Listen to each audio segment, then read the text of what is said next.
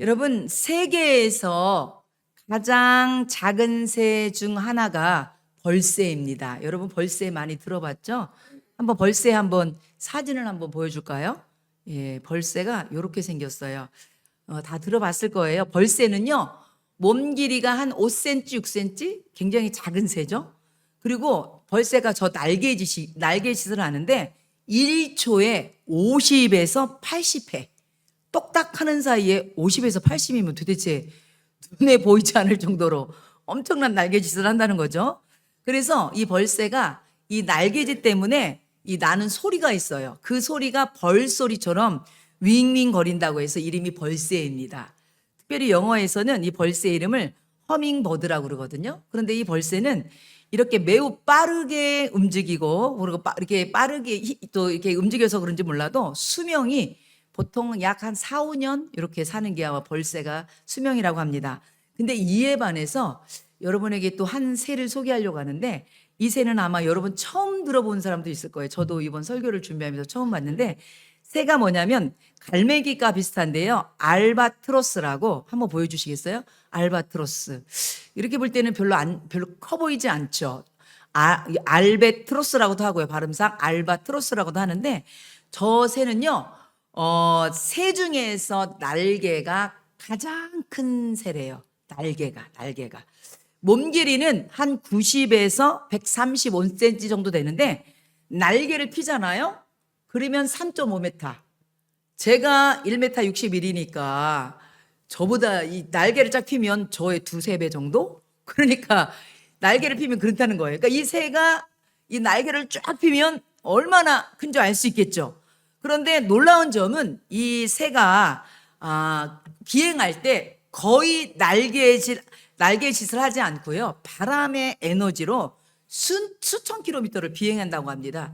특별히 이 알바트로스 이 새는요. 강한 바람을 선호해서 해안의 높은 벼랑 끝에서 이제 바람이 세게 불잖아요. 그럼 거기서 몸을 딱 그냥 날개를 쫙 펴고 딱 뛰어내린다고 합니다. 그러면 이 새가 그 날개를 갖다가 쫙 펴서 바람의 에너지를 거의 98%를 이용해서 날게 되고 본인의 힘은 바로 이 날개짓은 한 2% 정도밖에 사용 안 한대요. 그래서 과학자들이요. 위치 추적 장치를 달아보니까 이 새가요. 한 번 비행하는데 8,500km 이상, 경우에 따라는 10,000km 이상을 연속으로 날 수 있대요. 여러분이 이렇게 얘기하니까 별로 감이 안 오죠. 이거는 어느 정도의 거리냐면 서울에서 런던까지 거리가 8,900km래요. 그리고 서울에서 뉴욕, 미국까지 거리가 11,000km래요. 그러니까 이 알바트로스 새가 한 번 날기 시작하면 서울에서 미국까지 날개지도 하지도 않고 그런 먼 거리를 활공한다는 거예요. 이 새가. 저도 처음 알았어요. 그런데다가 이 새는요, 이렇게 아주 멀리 가면서도 그리고 이 새는요, 수명이 또 깁니다. 그래서 오래 사는 새인데 평균 수명이 보통 40년, 50년인데 오래 사는 새 중에는요, 85세까지, 85년까지, 5세라기보다 5년까지 사는 이게 생존율이 높기도 한다고 합니다. 제가 처음에 얘기했던 벌새겠죠. 이 새는요, 1초에 몇 번요? 50에서 80배 막 날개짓을 하는 반면에 지금 여기 알바트로스 이 새는요, 알바트로스 이 새는 그렇게 먼 거리를 가면서도요, 날개짓을 거의 하지 않는다는 거예요. 저는 이 두 새의 비교를 통해서 아마 우리의 신앙의 모습을 아마 두 새를 통해서 한번 우리의 신앙의 모습을 비춰보는 거울이 아닌가 하는 그런 생각을 해봤습니다. 왜 그러냐면 한 마리의 새는요, 자기의 힘으로 수도 없는 날개짓을 하고 한 마리 새는요, 자기의 힘도 안 들이고 바람을 이용해서 멀리 높게 새는 것을 우리가 알 수 있죠. 아까 얘기한 것처럼 벌새는요, 1초에 50에서 80번의 날개짓을 하면서요, 하루에 꽃을 1,000송이를 쫓아다닌대요. 그러니 얼마나 부지런히, 얼마나 열정적으로 쫓아다니겠습니까? 그런데 이 알바트로스 새는요, 다른 말로 이 새 이름을 신천홍이라고 부른대요. 신천홍. 여러분 들어봤나 모르겠어요? 신천홍이란 건 뭐라고 그러냐면 믿을 신, 그 다음에 하늘천, 늙은이 옹. 이래서 이 새 이름이 뭐냐면 하늘을 믿는 노인이다. 이런 별칭이 붙어 있대요. 신천홍. 이게 뭐냐면 이 알바트로스 새는 비행의 왕이고요. 바람을 이용해서 며칠씩을 한 번도 날개짓도 안 하면서 활공하기 때문에 붙여진 이름이래요. 그래서 보통 이 새는요, 1년 동안에 지구를 3바퀴 정도 도는 비행을 한대요. 이렇게 얘기하니까 좀 감이 오죠. 그 정도로 이 알바트로스 새는요, 높이, 멀리, 오랫동안 나는 새라는 거죠. 여러분, 이것을 통해서 우리의 삶의 방식도 마찬가지 아닌가 싶습니다. 여러분은 어떤 방식으로 살아가고 있습니까? 오늘 벌새처럼 내 열정과 노력으로 분주하며 쉴 사이도 없이 끊임없이 날개짓하며 삶을 살아가고 있진 않은지, 아니면 신천홍처럼 바람을 의지해서 하나님을 의지하며 성령의 도움으로 살아가고 있진 않은지 한번 우리의 모습을 한번 되돌아보는 것도 좋지 않을까 싶습니다.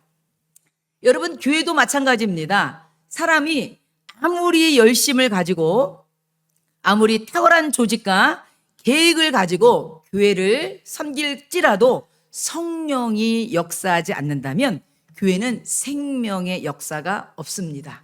왜 그러냐면 오늘 우리가 성령 강림주일이라 오늘 거기 그 부분에 대해서 얘기하겠지만 교회는요, 성령으로 시작되었고요. 지금도 성령으로 유지되고 있고요. 성령으로 사명을 감당해야 되는 것이 바로 교회이기 때문입니다. 그래서 토저는 이렇게 얘기합니다. 성령이 없으면 교회는 그냥 종교 조직일 뿐이다. 그러나 성령이 임하면 교회는 하나님의 생명으로 움직이는 공동체가 된다. 이렇게 얘기하고 있습니다. 그렇습니다. 여러분, 교회가 사람들의 모임이다 보니까 사람들에 의해서 움직이는 것 같지만 여러분, 교회는요, 인간의 조직이나 모임이 아닙니다. 교회는요, 꼭 성령의 역사가 있어야 됩니다. 아멘. 오늘은 특별히 성령 강림주일이라 여러분에게 성령님에 대해서 여러분에게 말씀을 드리려고 합니다. 그래서 오늘 말씀 듣기 전에 우리 사랑하는 성도님들 모두 다 성령 충만한 우리 성도님들, 우리 교회 되기를 간절히 소망합니다. 그래서 오늘 말씀해 보니까 사도행전 2장 1절에 보니까 오순절 날이 이미 이름에 그들이 다 같이 한 곳에 모였더니 이렇게 말씀이 써 있습니다. 여러분, 여기 보면 오순절 날이라는 것에 대해서 여러분에게 조금 설명을 해보려고 합니다. 오순절 날이라는 것은요, 여러분 구약적인 배경은 오순절은 이스라엘은 3대 절기가 있잖아요. 유월절, 오순절, 초막절 이렇게 3대 절기가 있는데 그중에 특별히 오순절을 칠칠절이라고도 불러요. 왜 그러냐면 유월절, 여러분 유월절은 뭐예요? 이스라엘 백성이 애굽에 있을 때 마지막 열장이 내릴 때 어떻게 했습니까? 어린 양이를 피를 문설주에 바른 그 집은 다 어떻게 해서 죽음의 사자가 넘어갔잖아요. 그거를 기념하는 절기가 유월절이잖아요. 바로 그 유월절 다음 날부터 7주가 되면 77에 49 이렇게 49일을 계산해서 50일째 되는 날을 바로 오순절이라고 합니다. 오순절. 그런데 이스라엘 백성 구약 성도들에게요, 이 오순절은요 특별한 날이었어요. 왜 그러냐면 이 구약 성도들에게 이 오순절은요 유월절날 이스라엘 백성이 출애굽하잖아요.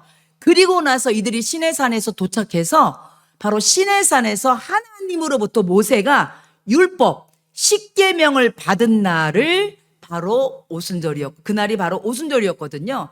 그러니까 다른 말로 얘기하면 바로 이 구약 성도들에게 오순절은요 바로 언약 공동체가 시작되는 날입니다. 그렇기 때문에 이스라엘 백성에게는요 이 오순절이 굉장히 의미 깊은 날이고요. 오늘 신약에 있는 오늘 오순절, 우리가 아까 2장 1절에 읽었잖아요. 오순절 날이 이름에 이랬는데 이 오순절 날이 바로 성령님이 강림하시고 그리고 교회가 시작된 날이에요. 여러분, 오늘날 우리가 이렇게 교회에 와서 예배를 드리잖아요. 이 교회가 시작된 날이 바로 뭐냐면 성령 강림한 오순절 날이 바로 교회가 시작된 날입니다. 여러분, 오순절 날은요 우리 예수님이 부활하시고 50일째 되는 날입니다. 왜 그러냐면 여러분이 잘 아시는 것처럼 예수님은 6월절 어린 양으로 십자가에 죽으시잖아요. 우리 예수님이 6월절에 돌아가셨잖아요. 그리고 그 50일째 되는 날이 바로 그 오순절인데 예수님께서 부활하시고 40일 동안 부활하신 몸으로 제자들과 함께 계시면서 하나님 나라에 대해서 가르쳐 주셨어요. 그리고 그들에게 뭐라고 말씀하시냐면 제자들에게 너희들은 예루살렘을 떠나지 말고 바로 성령을 기다리라고 말씀하시면서 예수님이 승천하시잖아요. 그리고 그로부터 10일 후, 그러니까 예수님이 40일 동안 이 땅에 계셨죠? 그로부터 10일 후, 그러니까 그 50일째 되는 날 바로 그 시간에 바로 성령님이 오신 거예요. 그 성령이 오심으로 인해서 교회가 시작된 거고 교회 공동체가 시작된 거죠. 그러니까 구약에는 오순절날의 율법 공동체의 시작이라면 신약에는 바로 성령이 임재로 인해서 교회 공동체가 시작된 것을 우리가 알 수가 있죠. 바로 오늘날도 성령의 역사는 바로 오늘날 교회에도 꼭 반드시 필요한 것입니다. 그래서 무디 목사님은요, 이렇게 얘기하고 있습니다. 교회는 좋은 조직으로는 바람직한 선박이 될 수 있어도 좋은 조직이 필요하다는 얘기예요. 하지만 성령의 바람이 없다면 항해할 수가 없습니다. 이렇게 얘기합니다.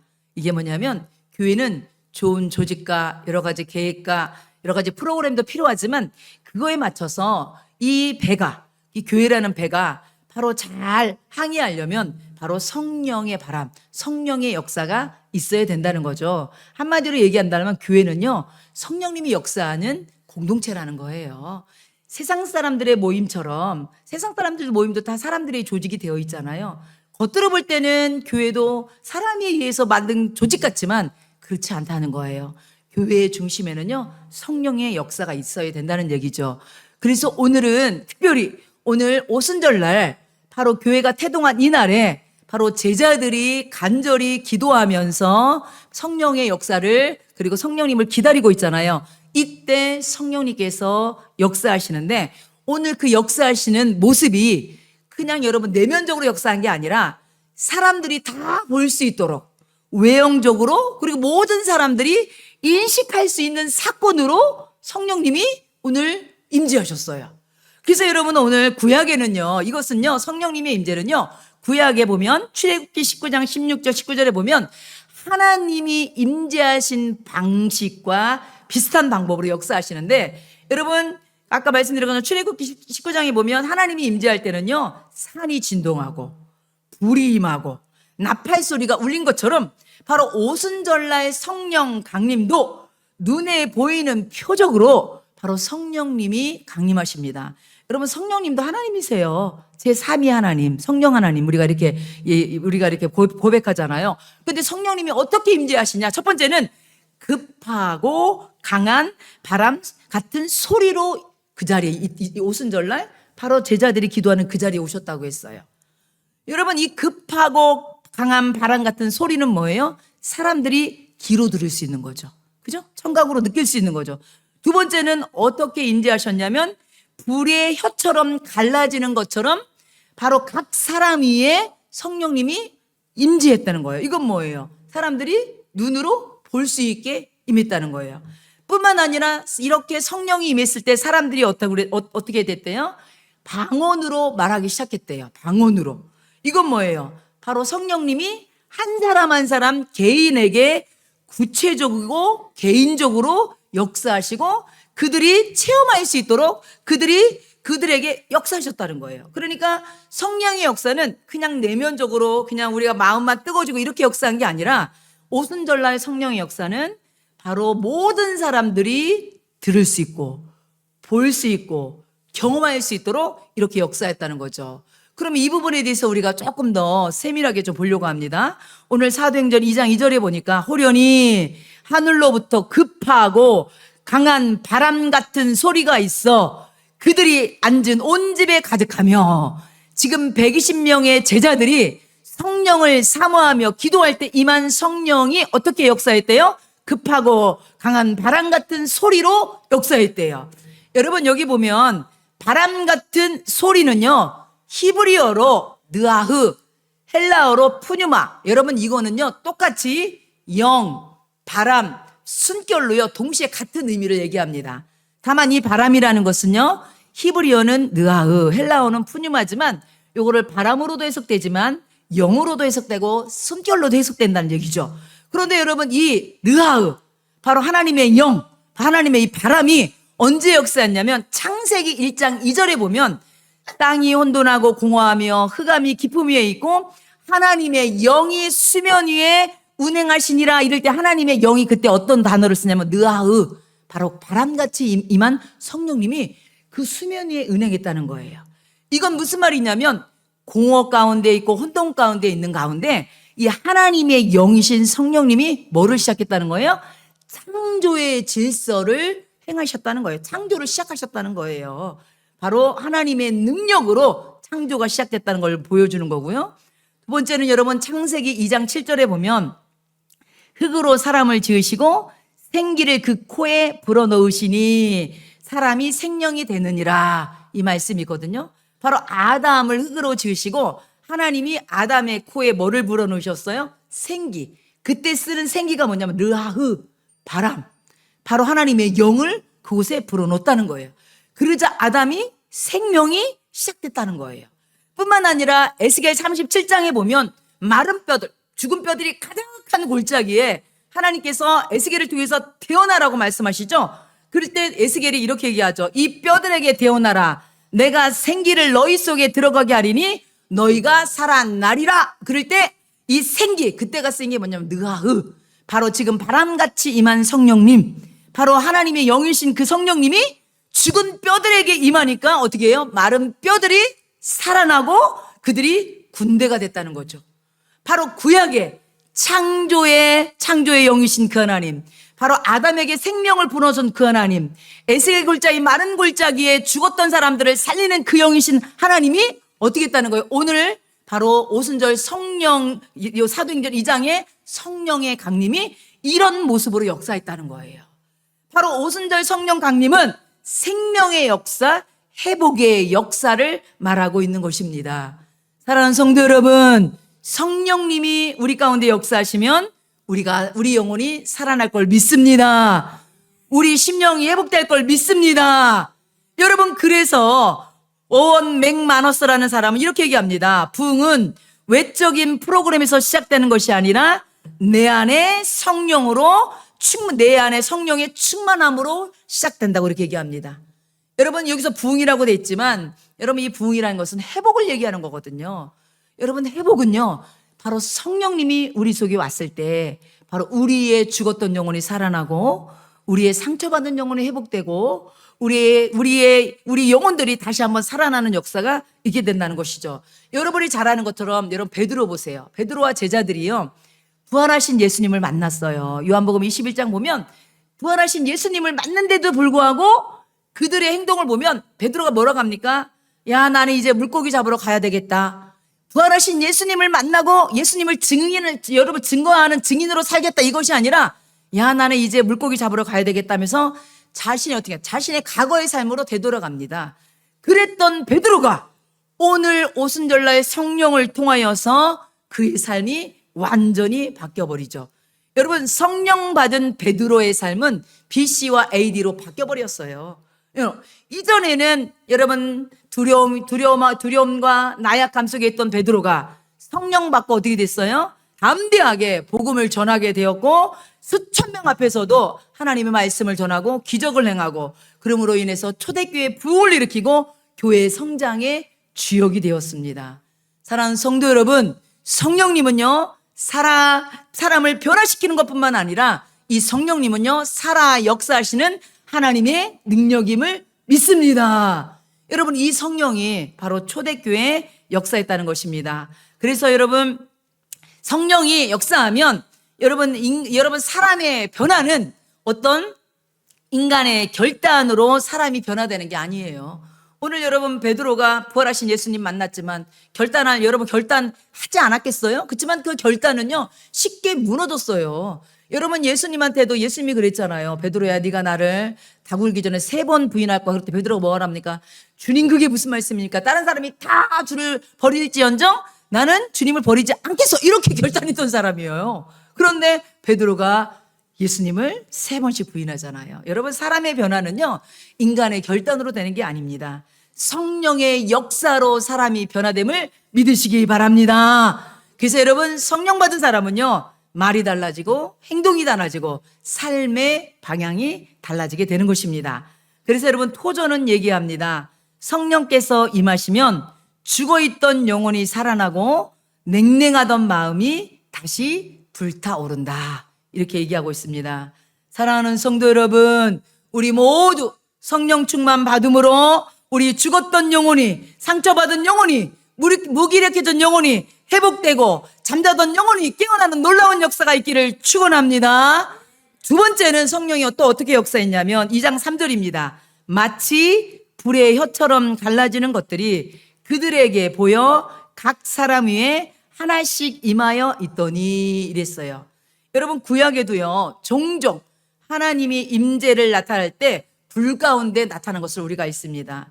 여러분 모세에게 나타난 떨기나무 가운데 나타난 하나님이 어떻게 했어요? 불 붙는 떨기나무 가운데 주님이 나타나시잖아요. 하나님이 나타나시잖아요.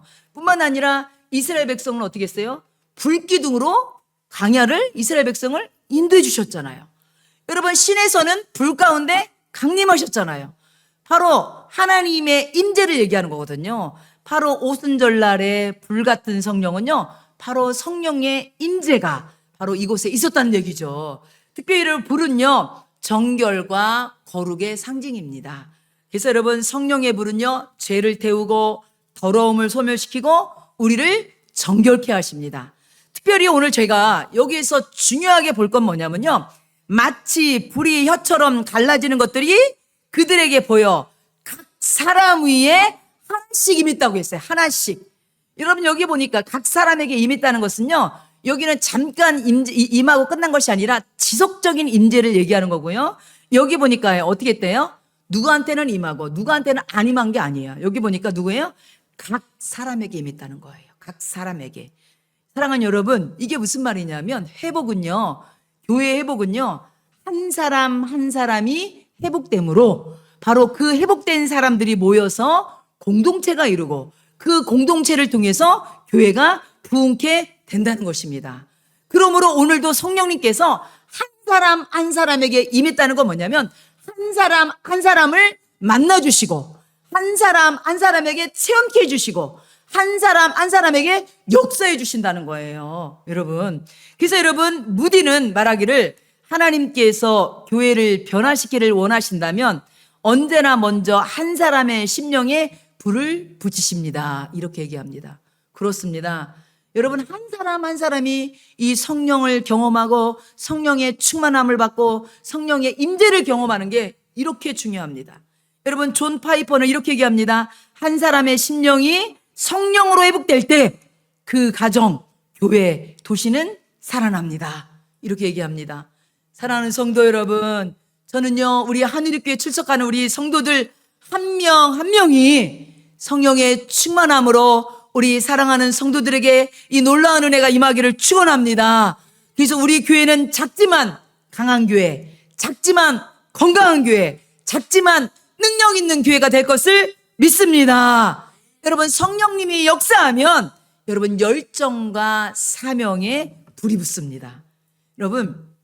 여러분이 한 번씩 다 들어본 감리교 창시자 요한 웨슬리 들어봤죠? 이 사람은 감리교 창시자인데 여러분 요한 웨슬리도요 성령의 불을 받기 전에 나름대로 신앙생활을 열심히 했어요.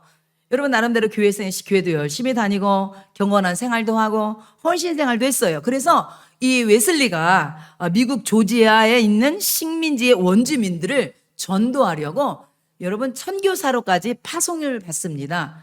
그런데 결과는 선교사에게 파송을 받았지만 실패로 끝났고요. 그리고 이 요한 웨슬리가 시리에 빠져서 런던으로 돌아옵니다.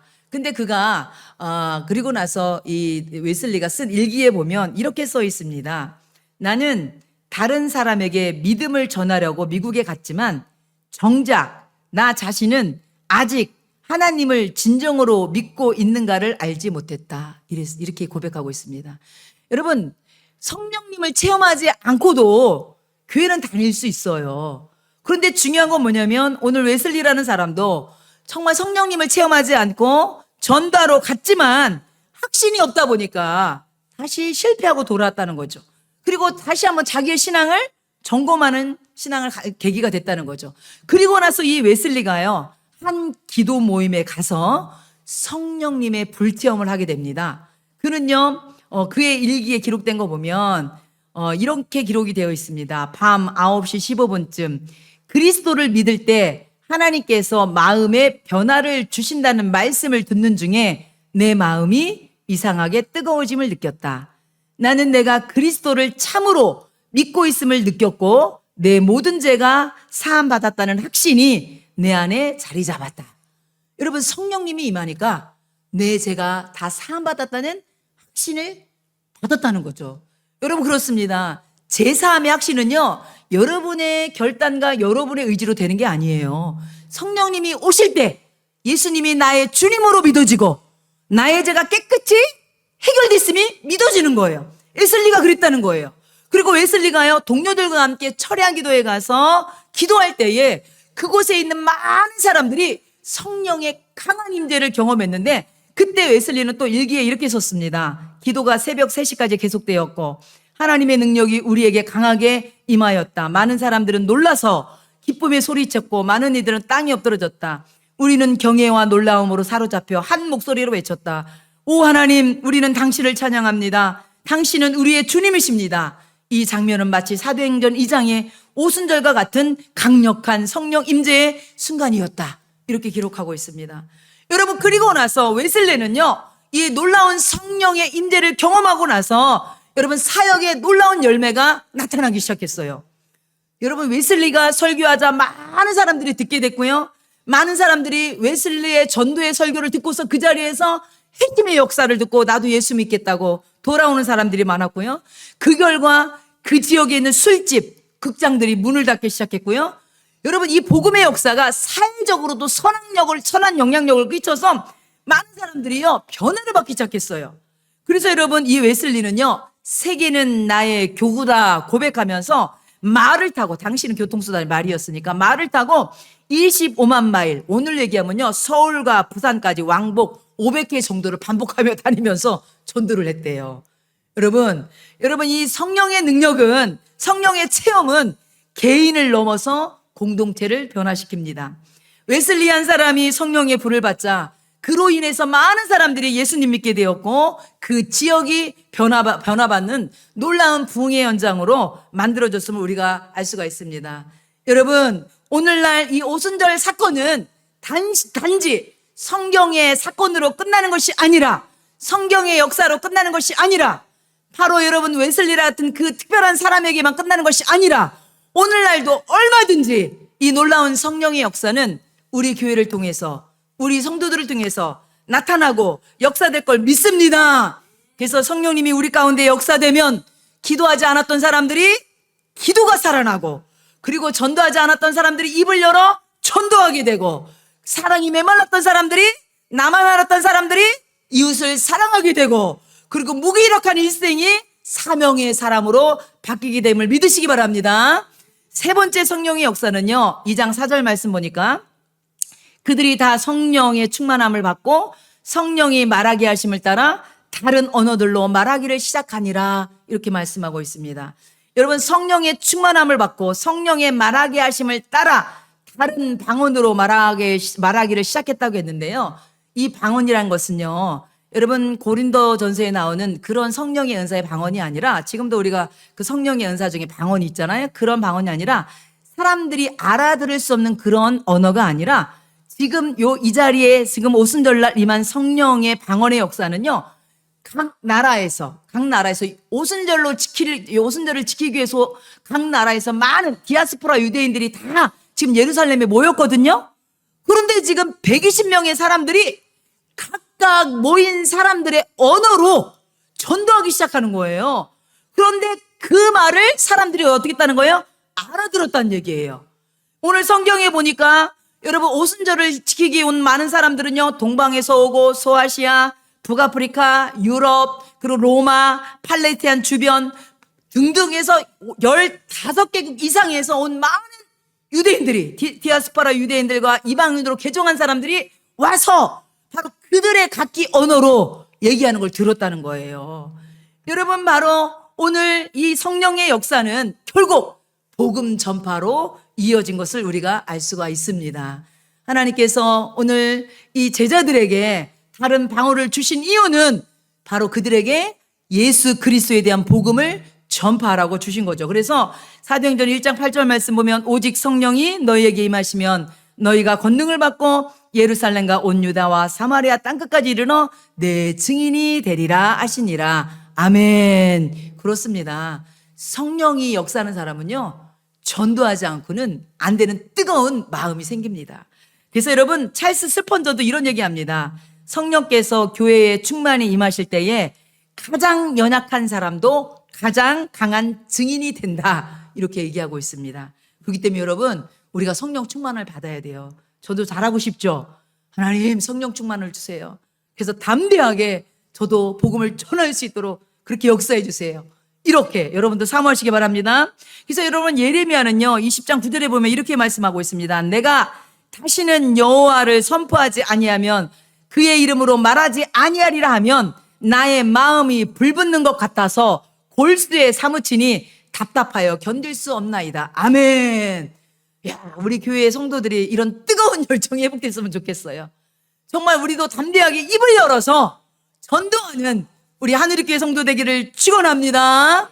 여러분, 오늘 특별히 이 말씀을 통해서 중요한 것이 있습니다. 그거 뭐냐면, 이때 많은 제자들이, 120명의 제자들이 방언으로 얘기하자 그곳에 있던 사람들이 어떻게 했다고 했어요? 너무너무 놀라고 신기하게 여깁니다. 그리고 어떤 사람들은 말하기를, 야, 이 사람들이 언어를 배운 사람들이냐? 아니잖아. 저 사람들은 다 갈릴리 촌사람들이야. 아니지. 촌사람들인데 어떻게 우리 말을 할 수가 있느냐, 이러면서 당황하게 된 거예요. 여러분, 오늘날 우리가 중고등학교 통해서 영어를 얼마나 많이 배워요. 그런데도 이 영어 한마디 제대로 해야 한다는 게 쉽지가 않잖아요. 그런데 여러분, 다른 말을 배우지도 않으니 갈릴리 사람들이 여러분 각각 언어로 얘기를 하니까 이 사람들이 당황한 거예요. 그래갖고 뭐라고 하냐면 저들이 세술에 취하였다, 이렇게 얘기했어요. 그러자 여러분, 베드로와 11사도가 일어나서 베드로가 뭐라고 얘기합니까? 아니다, 지금 시간이 아침 9시다. 저들은 세술에 취한 것이 아니라 하나님께서 요엘 선지자를 통해서 말씀하신 그 약속의 말씀이 성취된 거다, 이렇게 얘기하고 있습니다. 여러분, 요엘 선지자가 약속하신 말씀이 뭐냐면, 여러분, 구약에는요 성령님이 역사하실 때, 구약에는요 성령님이 역사할 때 모든 사람들에게 다 보편적으로 성령님이 역사하지 않으셨어요. 특정한 인물에게만 성령이 임하셨어요. 장로들, 사사들, 선지자들, 제사장, 왕들. 왜 그러냐면 그들의 특별한 사명을 수행하기 위해서 제한적으로, 일시적으로 성령이 임했어요. 그런데 오늘 이 오순절 사건을 통해서 어떤 일이 벌어졌냐면 모든 사람에게 성령이 임했다는 거예요. 여러분, 그 말씀은 요엘서의 말씀의 응답으로, 여러분 사도행전 2장 17절 말씀 보면 하나님이 말씀하시기를 말세에 내가 내 영을 모든 육체에 부어주리니 너희 자녀들은 예언할 것이요 너희 젊은이들은 환상을 보고 너희 늙은이들은 꿈을 꾸리라. 그리고 사도행전 2장 18절 보면 그때에 내가 내 영을 내 남종과 여종들에게 부어주리니 그들은 예언할 것이요. 아멘. 바로 모든 육체에게 성령을 부어주신다고 말씀합니다. 여러분, 남자든 여자든 성별에 상관없이, 노인이든 젊은이든 나이에 상관없이, 종이나 자유인이나 신분에 상관없이 성령 하나님께서는요 차별 없이 모든 이에게 임하신다고 요엘서 선지자를 통해서 약속하셨고, 그 약속이 오늘 오순절을 통해서 모든 사람에게 임하게 되는 사건이 바로 오늘, 그 사건이 성취된 날이 오늘 오순절 날입니다. 성도 여러분, 그렇기 때문에 우리 모두는 성령 충만을 갈망하고 사모해야 됩니다. 왜요? 바로 그 성령님은요 차별하지 않고 누구에게나, 사모하는 자에게, 기도하는 자에게 그 성령님은 우리를 찾아오십니다. 우리를 만나 주십니다. 우리에게 역사하십니다. 아멘. 중요한 건 뭐냐면 여러분이 그 성령을 사모셔야 돼요. 바로 이 120명의 제자들이 성령을 사모하고 기다리며 기도할 때 그 자리에 이 놀라운 성령의 역사가 임했던 것처럼 우리 하늘교회 성도들도 사모할 때에 성령 하나님께서는 여러분 한 사람 한 사람을 차별 없이 만나주시고 역사해 줄 것을 믿습니다. 여러분, 특별히 저는요, 오늘 이 말씀을 통해서 더 중요한 말씀은 뭐냐면 성령이 임하시니까 어떤 일이 벌어졌냐면요, 꿈과 비전이 생기기 시작했습니다. 여러분, 이게 무슨 말이냐면 구약에는요, 예언이나 환상이나 꿈은요, 일반적인 경험이 아니었습니다.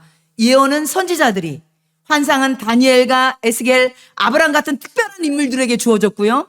꿈은요, 요셉과 야곱 같은 바로 하나님의 특별한 계획을 맡은 사람들에게 주어졌는데, 오늘 읽은 여러분 사도행전 2장 17절 말씀해 보니까 여러분 모든 세대에게 하나님이 환상과 꿈과 비전을 주신 거예요.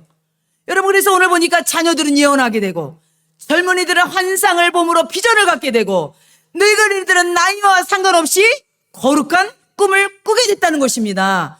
여러분, 이 말씀이 왜 중요하냐면 당신은요, 노마의 식민지였어요. 노마의 식민지. 여러분, 젊은이는 젊은이 나름대로, 노인들은 노인들 나름대로, 심지어 자녀들까지도요, 여러분, 노마의 식민지라는 이 현실 앞에 미래에 대한 희망이 없었던 시대였습니다. 그런데 이 절망의 시대에 성령이 임하시니까 이들이 비전을 갖게 되고 꿈을 갖게 된 것입니다. 할렐루야. 여러분, 그래서 리차드 포스터는 이렇게 얘기합니다. 성령은 죽어버린 꿈을 다시 살리시는 하나님의 호흡입니다. 그렇습니다. 여러분, 요즘 청소년들도 보면 장래의 희망이 뭐야 그러면요, 꿈이 없다는 친구들이 많이 있습니다. 여러분, 성령 충만 받으면 여러분 은혜에 여러분 꿈이 생기고 비전이 생길 것을 믿습니다. 여러분, 미래에 대한 불안, 희망 없는 현실 속에서 무기력감에 빠질 수 있지만 성령님이 우리 모든 세계에도, 모든 세대에 지금도 역사하셔서 다시 한번 우리에게 일어날 힘과 비전을 주시고 거룩한 꿈을 꾸게 됨을 믿습니다. 오늘 이 말씀을 통하여 우리 사랑하는 성도들에게도 꿈과 비전이 회복되기를 축원합니다. 여러분, 마지막 이야기를 하고 마치려고 합니다. 여러분, 조용기 목사님 다 들어보셨죠? 예, 조용기 목사님 순복음교회, 우리 목사님, 여의도 순복음교회 목사님이셨던 이 조용기 목사님이요, 여러분이 이제 예화를 아는 분은 아시겠지만 젊은 시절에, 청년 시절에 극심한 가난과 폐결핵 말기로 여러분 사형 선고를 받았대요. 여러분, 예전에는 폐병 다 죽었잖아요. 약이 없으니까. 그래서 의사도 더 이상 희망이 없다고 얘기를 했다고 합니다. 그래서 절망적인 상황 가운데 이 조용기 목사님이 차라리 죽는 게 낫겠다, 이런 마음으로, 정말 자포자기하는 마음으로 죽는 날만 기다리고 있었대요. 그런데 어느 날 한 여자 전도사님이 병실을 찾아와서 조용기 목사님을 전도하게 되었고, 또 이제 그 전도사님을 통해서 이분이 예수님을 믿게 되었어요. 나중에 후에는 이분이 이제 그의 장모님이 되시는데, 근데 이 조용기 목사님이 이 병상에서 예수님을 믿게 되면서 조용기 목사님이 그때부터 성경을 붙잡게 됐고요, 병든 몸으로 침대에 누워서 기도하기 시작했습니다. 그런 가운데 어느 날 방언이 터지게 됐고요, 어느 날 그리고 성령이 그를 충만하게 역사함으로써 이 조용기 목사님 마음속에 믿음이 생기기 시작했어요. 그래서 이 목사님이 입술로 고백하기 시작했대요. 선포하기 시작했대요. 뭐라고 선포했냐면, 나는 죽지 않는다. 하나님이 나를 고치신다. 나는 복음을 전하는 사람이 될 것이다. 이러면서 조용기 목사님이 여러분 병상에서 꿈이 생기기 시작하고 여러분 비전을 가지게 되었대요. 여러분, 그전까지는 절망적인 말, 포기의 말만 했던 그가 성령 충만을 받고 성령을 경험하자 말이 달라진 거예요. 죽음을 기다리던 병상에서 말을 바꿨더니 그의 삶이 달라지기 시작했어요. 그래서 여러분, 조용기 목사님이 그 후에 완전히 회복되어서 이제 신학교를 들어가고 이제 목사 안수를 받고, 여러분이 잘 아는 여의도 순복음교회에서 여의도 순복음교회를 통해서 많은 사람들이 구원받는 놀라운 역사를 일으키지 않습니까? 사랑하는 성도 여러분, 그렇습니다. 성령님이 역사하면요, 여러분 지금도 꿈과 비전이 회복됩니다. 지금 현실을 바라볼 때는 여러분 정말 지금 내 꿈꿀 수 없고 비전을 가질 수 없지만 성령님이 역사하시면 우리에게 꿈과 비전을 주실 것을 믿습니다.